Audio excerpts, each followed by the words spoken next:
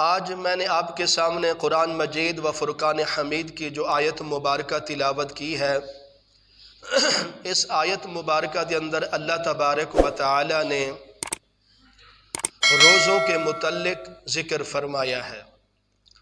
اللہ تبارک و تعالی نے فرمایا کہ یا ایھا الذین آمنوا، اے ایمان والو، کتب علیکم الصیام، تہاڈے اتے روزے فرض کیتے گئے، کما کتب علی الذین من قبلکم، جس طرح تم سے پہلے والے لوگوں پر یعنی پہلی امتوں پر بھی روزے فرض کیے گئے تھے۔ کیوں روزے فرض ہوئے؟ لعلکم تتقون، تاکہ تم تقوی اختیار کرنے والے متقی اور پرہیزگار بن جاؤ۔ لیکن آج میں نے روزوں کے متعلق گفتگو کرنی ہے کہ رمضان ہم سے کیا مطالبہ کرتا ہے۔ باقی انشاءاللہ جو چیزیں بچ جائیں گی تو انشاءاللہ بشرط زندگی اگلے جمعۃ المبارک کے اندر بیان ہوں گی۔ دیکھ لیں، اللہ تعالیٰ نے ہم پر روزوں کو فرض کیا ہے، ہم نے روزے رکھنے ہیں۔ روزہ رکھنا ہر مسلمان پر فرض ہے، لازم ہے۔ ہر مرد عورت جو بالغ ہو چکا ہے اس پر رمضان کا روزہ رکھنا فرض ہو چکا ہے۔ اگر وہ رمضان کا روزہ نہیں رکھے گا وہ گناہگار ہوگا، وہ اللہ تعالیٰ کا بھی نافرمان بن جائے گا اور آپ صلی اللہ علیہ وسلم کا بھی نافرمان امتی بن جائے گا۔ اس لیے جس طرح ہمارے اوپر نماز فرض ہے، ہم نماز پابندی کے ساتھ پڑھتے ہیں، اسی طرح سال تو بعد 11 مہینے تو بعد ایک مہینہ ایسا آتا ہے جس کو رمضان المبارک کہا جاتا ہے۔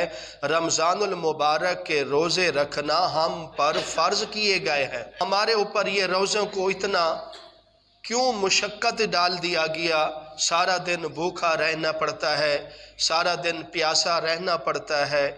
آخر کار یہ روزوں کو کیوں ہمارے اوپر فرض کیا گیا؟ اللہ تبارک و تعالی نے روزوں کو ہم پر اس لیے فرض کیا، فرمایا کہ لعلکم تتقون، تاکہ ہم متقی پرہیزگار بن جائیں۔ اور یہ روزوں کا حکم اللہ تعالیٰ نے ہم پر یہ نازل نہیں فرمایا۔ اگر ہم سوچیں کہ یہ صرف ہمارے اوپر یہ مشقت آ گئی، روزوں والا امتحان ہمارے اوپر آ گیا ہے، یہ ہمارے اوپر نہیں آیا، بلکہ اللہ تبارک و تعالی نے پچھلی تمام امتیں جتنی گزری ہیں ان پر بھی روزوں کو فرض کیا گیا تھا، لیکن ان کا روزے رکھنے کا انداز تھوڑا الگ الگ ہوتا تھا۔ لیکن روزوں والی عبادت سے کوئی امت نہیں بچی۔ اگر ہم سوچیں کہ ہمارے اوپر یہ مشقت والا کام آ گیا، بھئی نہیں، یہ مشقت والا کام نہیں ہے، یہ انسان کو انعامات ملنے والا کام ہے، یہ انسان کو نجات ملنے والا کام ہے، یہ انسان کو جنت کا ٹکٹ ملنے والا کام ہے، تو اس لیے یہ روزوں کا متعلق روزوں کا حکم اللہ تبارک و تعالی نے حضرت آدم علیہ السلام سے یہ سلسلہ فرمایا ہے۔ سب سے پہلے انسان، سب سے پہلے پیغمبر نبی جو آئے ہیں جن کا نام حضرت آدم علیہ السلام ہے، انسانیت کے والد گرامی ہیں، ان پر بھی روزے فرض کیے گئے تھے۔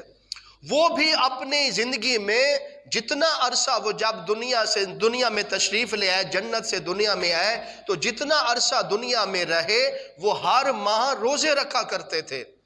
کہ ان کے متعلق آتا ہے کہ حضرت آدم علیہ السلام کو جس وقت جنت سے یعنی کہ ان کو زمین پر اتارا گیا، یہ الگ موضوع ہے، میں اسے اشارہ کرنا چاہتا ہوں روزوں کے متعلق، کہ جس وقت جنت سے زمین پر تشریف لے آئے حضرت آدم علیہ السلام، اور حضرت آدم علیہ السلام زمین پر آنے کے بعد اداس رہنے لگ گئے، پریشانی حالت رہنے، کیونکہ جنت کی زندگی گزار رہے تھے، اللہ کے ایسے امتحان میں آئے تو پھر وہ ان کو جنت میں آنا پڑ گیا۔ یہ بھی سمجھ لیں، یہ بھی ایک آزمائش ہے۔ اگر حضرت آدم علیہ السلام زمین پر نہ قدم رکھتے، زمین پر نہ تشریف لاتے، تو پھر یہ انسانیت بھی نہیں پیدا ہونی تھی، آپ صلی اللہ علیہ وسلم نے بھی نہیں آنا تھا۔ دراصل حضرت آدم علیہ السلام کا دنیا میں زمین پر قدم رکھنا اس چیز کی گواہی ہے کہ حضرت آدم علیہ वसलाम दुनिया में आए हैं, उसके बाद फिर इंसानियत का सिलसिला शुरू हुआ है, फिर तमाम अंबिया अलैहिस्सलातु वसलाम है, फिर तमाम इंसानियत बढ़ती गई और क़यामत तक जितने लोग पैदा होते रहेंगे ये सब के सब हज़रत आदम अलैहिस्सलातु वसलाम की औलाद और नस्ल में से हैंगे। हज़रत आदम अलैहिस्सलातु वसलाम जिस वक्त ज़मीन पर उतारे गए तो हज़रत आदम अलैहिस्सलातु वसलाम ने या किसी आईने में या किसी पानी में या किसी साए में अपने चेहरे को देखा तो हज़रत आदम अलैहिस्सलातु वसलाम का जो चेहरा था वो उस चेहरे पर वो नूरानियत नहीं थी जो नूरानियत हज़रत आदम अलैहिस्सलातु वसलाम को जन्नत में मिली थी। वो हज़रत आदम अलैहिस्सलातु वसलाम के हुस्न पर वो खूबसूरती नहीं थी जो हज़रत आदम अलैहिस्सलातु वसलाम को जन्नत में खूबसूरती मिली थी, और जो कमालात हज़रत आदम अलैहिस्सलातु वसलाम को जन्नत में मिले थे वो ज़मीन पर उतरने के बाद वो कमालात नहीं मिले थे।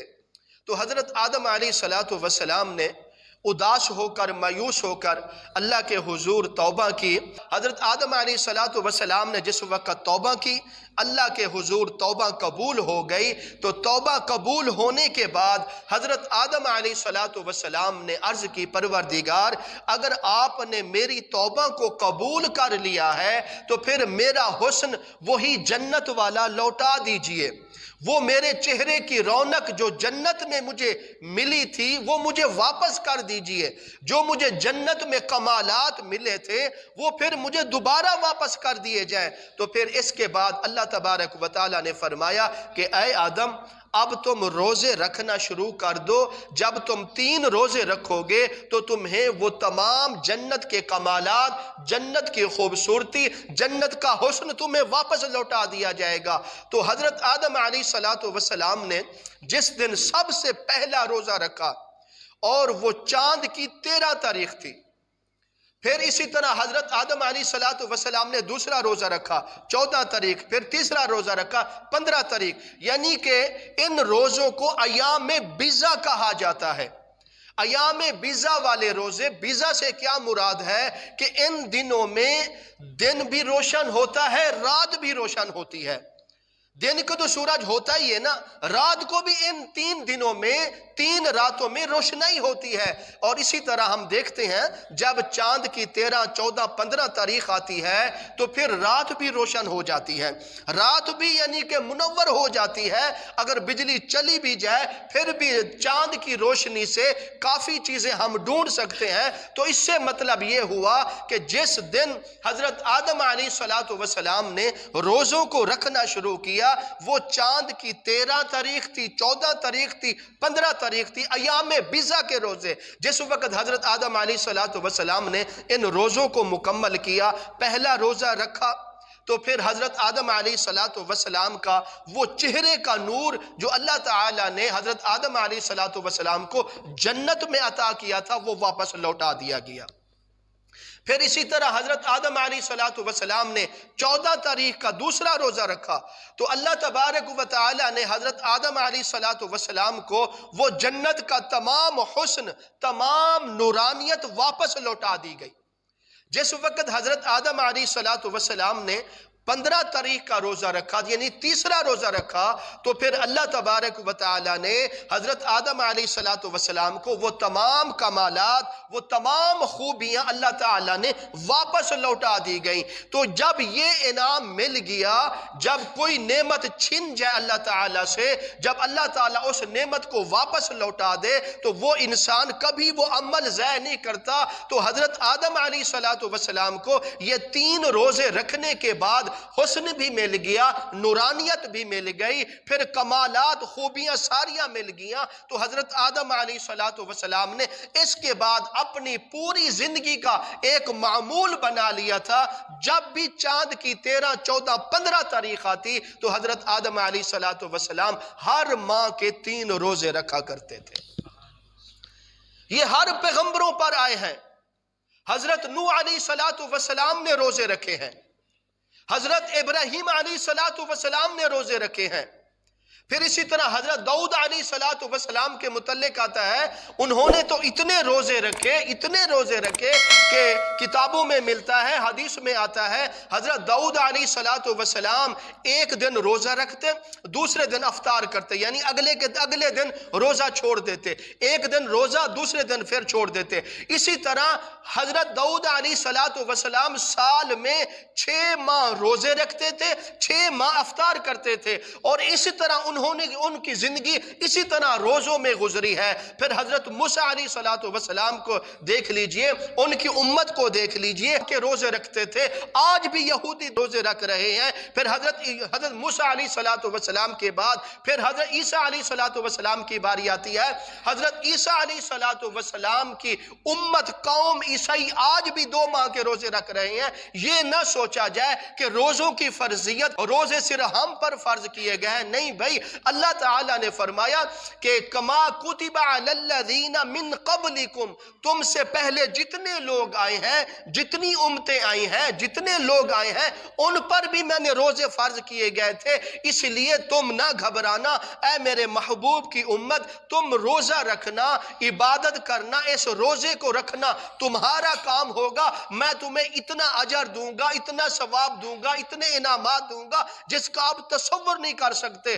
اور اللہ تعالیٰ نے اپنے پیارے محبوب علیہ السلام کی امت کو جو روزوں کی وجہ سے، روزے رکھنے کی وجہ سے جو انعامات اللہ تعالیٰ نے، ایسے انعامات، ایسیاں نعمتاں، ایسے بخششتے سرٹیفکیٹ اللہ تعالیٰ نے باقی پچھلی امتوں کو نہیں عطا فرمائے، جو انعامات اللہ تعالیٰ نے اپنے محبوب کو روزوں کی برکت نال اس امت کو عطا فرما دیے گئے ہیں۔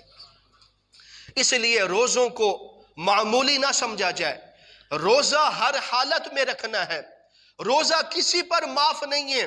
اب باقی جو تندرست ہیں، جو گھروں میں بیٹھے ہیں، ان کے لیے روزہ چھوڑنا بالکل گناہ ہے۔ جان بوجھ کے جو روزہ قضا کرے گا، چھوڑ دے گا، اس کے لیے دوبارہ روزہ رکھنا لازم ہو جائے گا۔ مثال کے طور پر کوئی انسان سوچتا چل میں آج روزہ نہیں رکھتا، تو اگر اس نے رمضان کے دن کا ایک روزہ قضا کر دیا تو رمضان کے بعد وہ روزہ بھی رکھے گا اس نے قضا کیا روزہ۔ لیکن اگر ایک روزہ رمضان کا چھوڑنے کا اتنا بڑا نقصان آپ کو ہوگا، اگر آپ رمضان کے بعد اگلے 11 مہینے آتے ہیں، 11 مہینے لگاتار ایک دن مس نہ کریں، 11 مہینے لگاتار روزے رکھتے رہیں، 11 مہینے کے روزوں کا اتنا ثواب آپ کو نہیں ملے گا جتنا ثواب اللہ تعالیٰ رمضان کے ایک روزے کا عطا فرماتا ہے۔ اس لیے رمضان کے روزوں کی قدر کرنی ہے، رمضان کے روزوں کو ضائع نہیں کرنا۔ اب تو الحمدللہ گیا کافی، اب تو سردیوں میں رمضان آ رہے ہیں، اب اگر روزے رکھ کر بھی اگر کوئی تھوڑا بہت کام کر لیں گے آپ، یعنی کہ آپ کو کوئی مشقت تکلیف نہیں ہو جائے گی، بلکہ حدیثوں میں آتا ہے اگر کوئی مزدور بندہ، اگر کوئی دہاڑی دار بندہ، اگر کوئی مزدوری کرنے والا روزہ رکھ کر اگر آدھی دہاڑی کرے گا، آدھا دن کام کرے گا، اس کے روزے میں اللہ تعالیٰ اتنا اجر، اتنا ثواب عطا فرما دے گا جس کا انسان تصور نہیں کر سکتا۔ روزے کی حالت میں اگر زیادہ مشقت آ جاتی ہے، زیادہ آزمائش آ جاتی ہے، زیادہ امتحان آ جاتے ہیں، اس پر گھبرانے کی ضرورت نہیں۔ روزے کی حالت میں آپ پر جتنے زیادہ امتحان، آزمائش آئے گی، آپ کے روزے میں اتنا اللہ تعالیٰ اجر ثواب عطا فرمائے گا۔ لیکن کسی صورت میں، کسی حال میں مسلمانوں کو روزہ چھوڑنے کی اجازت نہیں ہے۔ اللہ اکبر۔ حدیث منبر جس کو کہا جاتا ہے، آپ صلی اللہ علیہ وسلم ایک دن مسجد نبوی میں تشریف لے گئے۔ جس وقت مسجد نبوی تشریف لے گئے، صحابہ کرام پہلے مجمع موجود تھا، صحابہ کرام کا جمع بیٹھے تھے، تو آپ صلی اللہ علیہ وسلم جس وقت منبر کے قریب آنے لگے تو آپ صلی اللہ علیہ وسلم نے تمام صحابہ کرام سے مخاطب ہو کر فرمایا کہ اے میرے صحابہ، اب تم سب کے سب اس میرے منبر کے قریب ہو جاؤ۔ جس وقت صحابہ قریب ہو گئے تو آپ صلی اللہ علیہ وسلم نے جب منبر کی پہلی سیڑھی پر قدم رکھا تو آپ صلی اللہ علیہ وسلم نے آمین کہا۔ جب دوسری سیڑھی پر قدم رکھا تو آپ صلی اللہ علیہ وسلم نے آمین کہا۔ جب تیسری سیڑھی پر قدم رکھا تو آپ صلی اللہ علیہ وسلم نے آمین کہا۔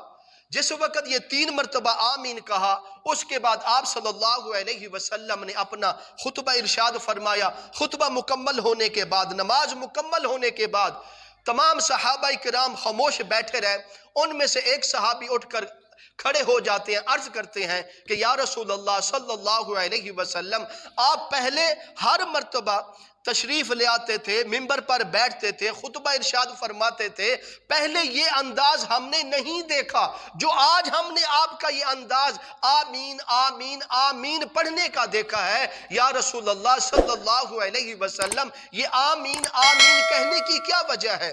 تو آپ صلی اللہ علیہ وسلم نے فرمایا، اے میرے صحابہ، آؤ میں تمہیں بتاتا ہوں آج میں نے ممبر پر چڑھتے ہوئے کیوں آمین 3 مرتبہ کہا۔ تو آپ صلی اللہ علیہ وسلم نے فرمایا کہ اے میرے صحابہ، اے میری امت، قیامت تک آنے والے لوگوں، سب کے سب سن لو۔ تشریف لے آئے حضرت جبرائیل علیہ السلام، عرض کرنے لگے کہ یا رسول اللہ صلی اللہ علیہ وسلم، آج میں آیا ہوں، مجھے اللہ نے بھیجا ہے، اور حضرت تمام فرشتے جو بھی عبادت کرتے ہیں، جو بھی حکم پہنچاتے ہیں، کوئی فرشتہ اپنی مرضی سے نہیں کام کرتا، اللہ کا حکم ہوتا ہے تو وہ فرشتہ کام کرتا ہے، ورنہ بالکل نہیں کرتا۔ تو حضرت جبرائیل علیہ السلام جو آج تشریف لے آئے ہیں، تو حضرت جبرائیل علیہ السلام کو اللہ کا حکم ملا ہے، اور پھر خود اندازہ لگائیں وہ یہ کیسی دعا ہوگی، یہ کیسے الفاظ ہوں گے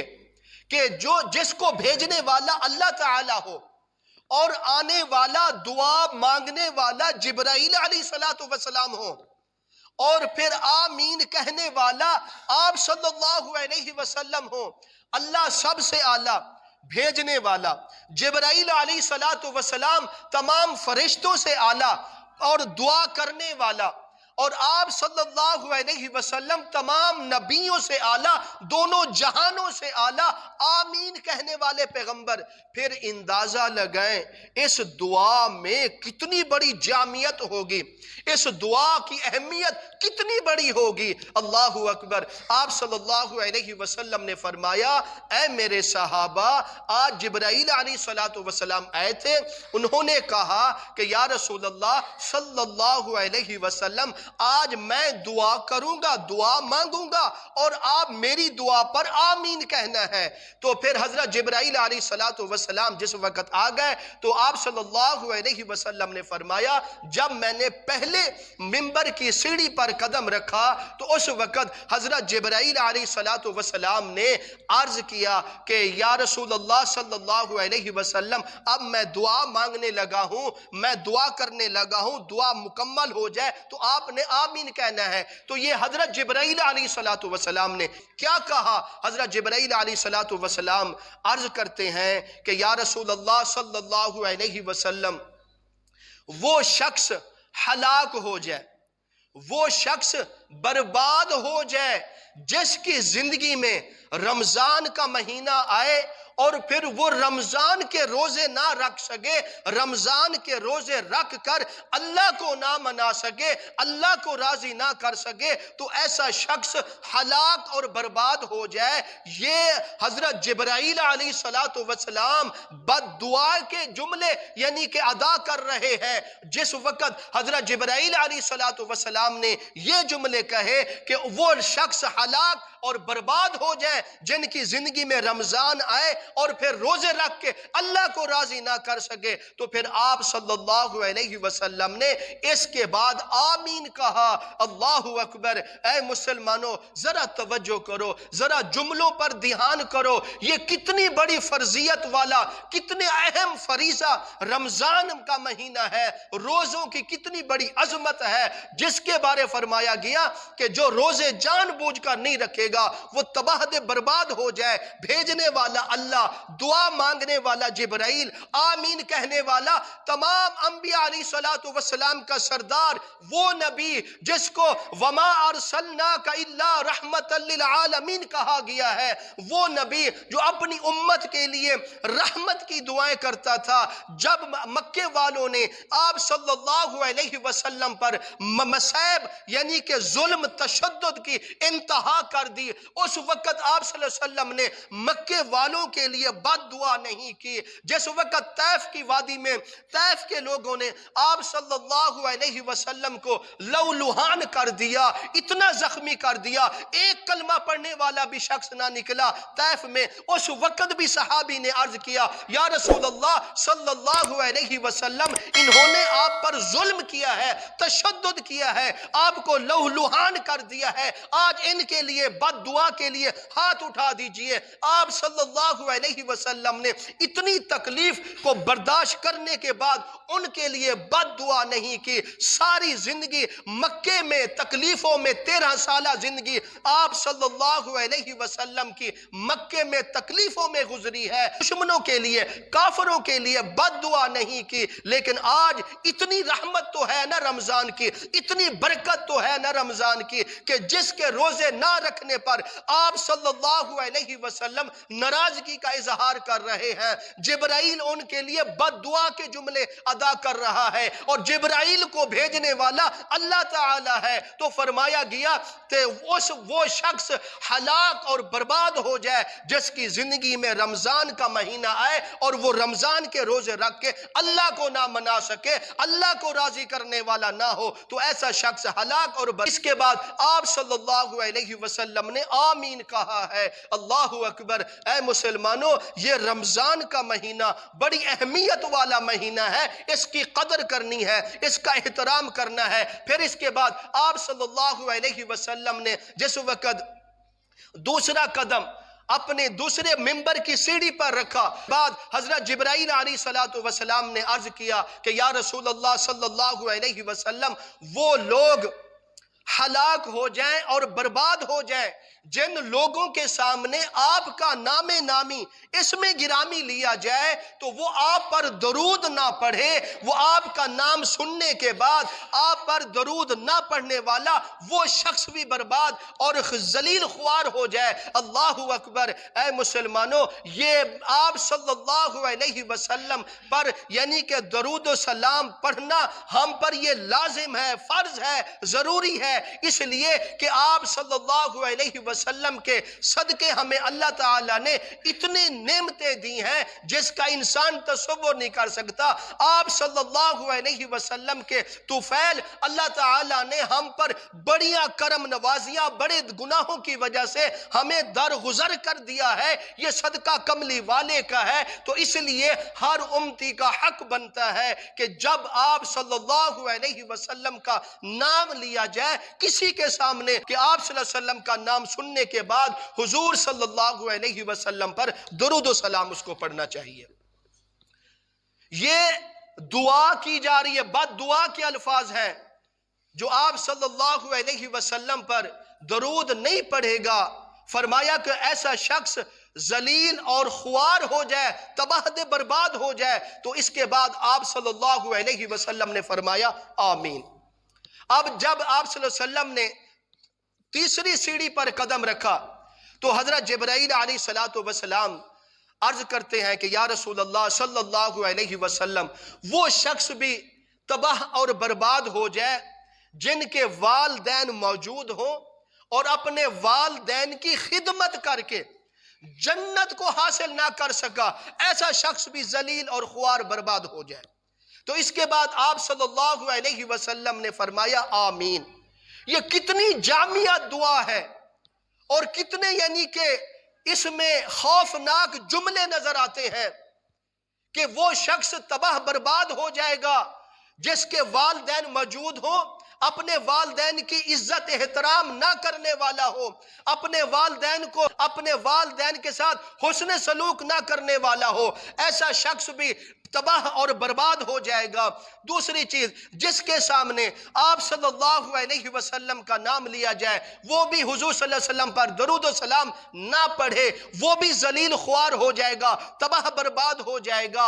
और तीसरा शख्स वो जिसकी जिंदगी में रमजान का महीना आए, रमजान के रोजे ना रखे, रोजे रख के अपने गुनाहों की माफी और बख्शिश ना मांग सके और अल्लाह के हुजूर यानी कि तौबा इस्तगफार ना कर सके, तो फरमाया गया ऐसा शख्स भी तबाह और बर्बाद हो जाएगा। तो ये कितनी बड़ी हदीस है जिसमें यानी कि बददुआई जुमले बयान किए गए हैं। तो इस दुआ, इस बददुआ के जुमलों के बाद आप सल्लल्लाहु अलैहि वसल्लम ने आमीन कहा है। उस महबूब ने कहा जिस महबूब को बड़ी तकलीफों में मुब्तला किया गया, कभी किसी के लिए बददुआ ना की, लेकिन जब ये तीन चीजों के बारे जिक्र किया गया तो इसके बाद आप सल्लल्लाहु अलैहि वसल्लम ने फरमाया वो वाकई हलाक हो जाए जो लोग रोजे ना रखें, जिनके सामने मेरा नाम आए दरूद ना पढ़ें, दरूद सलाम ना पढ़ें, और जिनके वालिदैन मौजूद हों उनकी इज्जत एहतराम ना करने वाले हों। तो मुसलमानों,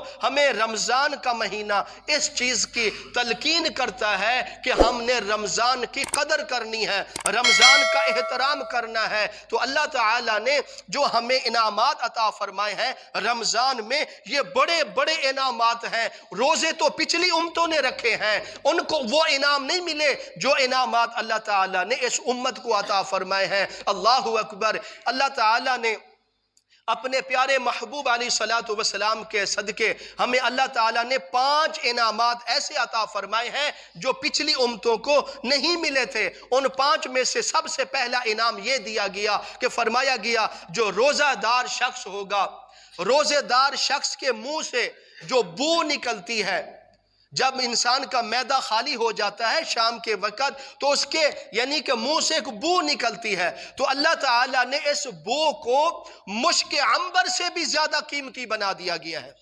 फरमाया कि ऐ रोजेदार, तुमने मेरे लिए रोजा रखा है, तुमने मुझे राजी करने के लिए रोजा रखा है, मैं तुम्हें ये इनाम देता हूं। ये मैंने पिछली उम्मतों को नहीं दिया इनाम, पिछली उम्मतों ने भी रोजे रखे थे, लेकिन मैं आपको ये इनाम दे रहा हूं अपने महबूब के सदके, तुम्हें ये इनाम दे रहा हूं। जब रोजेदार रोजा रखता है उसका जो मैदा खाली हो जाता है, उसके मुंह से जो स्मेल निकलती है, बू निकलती है, तो इस बू की इतनी बड़ी कीमत है, जन्नत की मुश्क अंबर से भी ज्यादा अल्लाह ताला ने इसकी कीमत लगा दी है। तो पहला इनाम यह दिया जाएगा। दूसरा इनाम रोजेदार को यह मिलता है कि रोजेदार के लिए समंदर की मछलियां भी दुआए मगफरत करती हैं।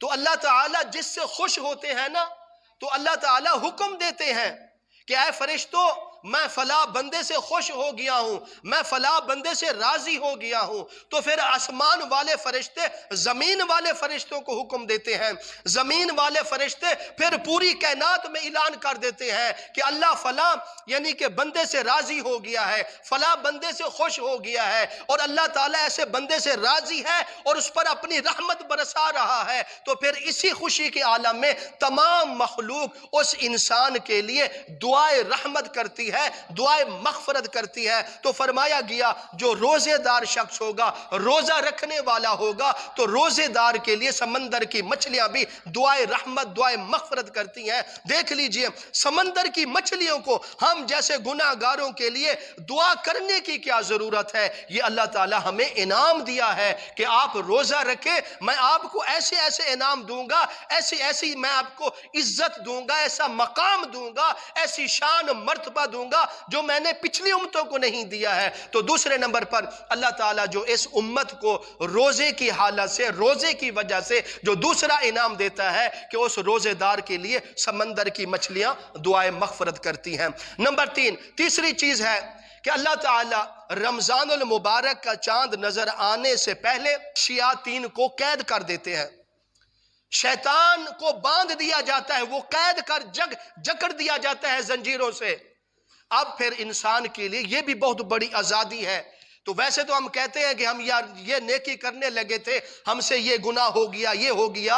अब रमजान में शैतान को बांध दिया जाएगा। अगर अब रमजान में اگر آپ نیکی نہیں کریں گے، روزہ نہیں رکھیں گے، تو پھر آپ خود اندازہ کریں، شیطان تو باندھا ہوا ہے، شیطان کو تو جکڑ دیا گیا ہے، تو اب آپ کو کون سی چیز ہے جو آپ کو روزہ نہیں رکھنے دیتی؟ وہ آپ کا نفس عمارہ ہے۔ تو اس لیے ہر انسان کو چاہیے کہ یہ تیسرا انعام دیا گیا ہے کہ اللہ تعالیٰ رمضان المبارک میں سرکش شیاطین کو قید کر دیتے ہیں، پھر انسان رج رج کے عبادت کرتے ہیں۔ دیکھنے میں بھی آتا ہے جو مسجدوں میں رونقیں رمضان المبارک کے مہینے میں ہوتی ہیں، ایسی رونقیں باقی مہینوں میں نہیں ہوتی۔ تو آپ خود اندازہ لگائیں، اللہ تعالیٰ یہ روزے کی برکت سے، رمضان کی برکت سے سرکش شیاطین کو بھی قید کر دیتے ہیں۔ اور چوتھی چیز یہ ہے، چوتھا انعام اللہ تعالیٰ یہ فرماتا ہے کہ میں نے آپ کے لیے سحری کا کھانا، میں نے آپ کے لیے سحری کے کھانے کے ہر لقمے کو آپ کے لیے برکت والا لقمہ بنا دیا ہے۔ یہ سحری کا کھانا باقی امتوں میں نہیں تھا۔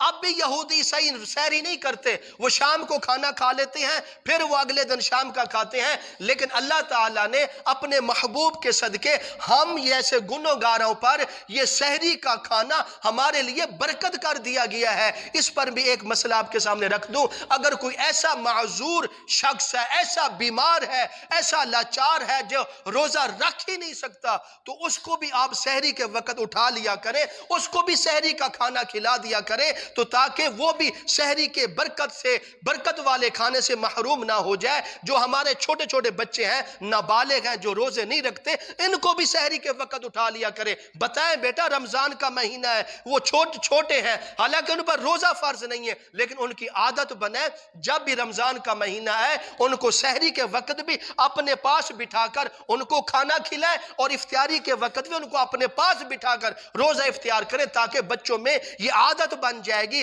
جب وہ سحری کا کھانا کھائیں گے، سحری کا ایک ایک لقمہ برکت والا ہے اور شفا والا ہے۔ تو اس لیے یہ انعام اللہ تعالیٰ نے ہمیں دیا ہے آپ صلی اللہ علیہ وسلم کے صدقے، باقی امتوں کو نہیں دیا گیا۔ پھر پانچویں چیز، آخری چیز، اللہ تعالیٰ رمضان کی برکت سے ہماری دعاؤں کو قبول کرتا ہے۔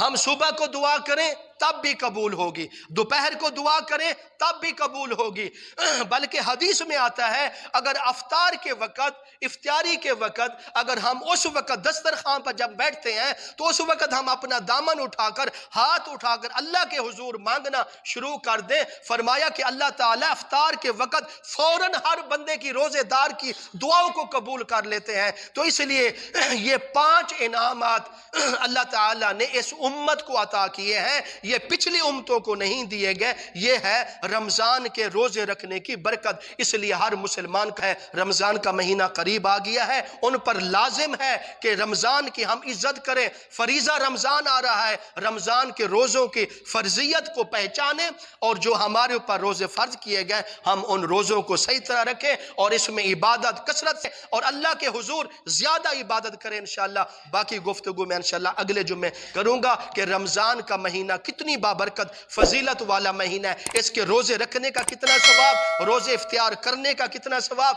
یا روزہ افطار کرانے کا کتنا ثواب، انشاءاللہ بشرط زندگی تو اگلے جمعے گفتگو ہوگی۔ دعا کرو اللہ تعالی ہم سب کو اس پر عمل کرنے توفیق عطا فرمائے۔ سنتا پڑھ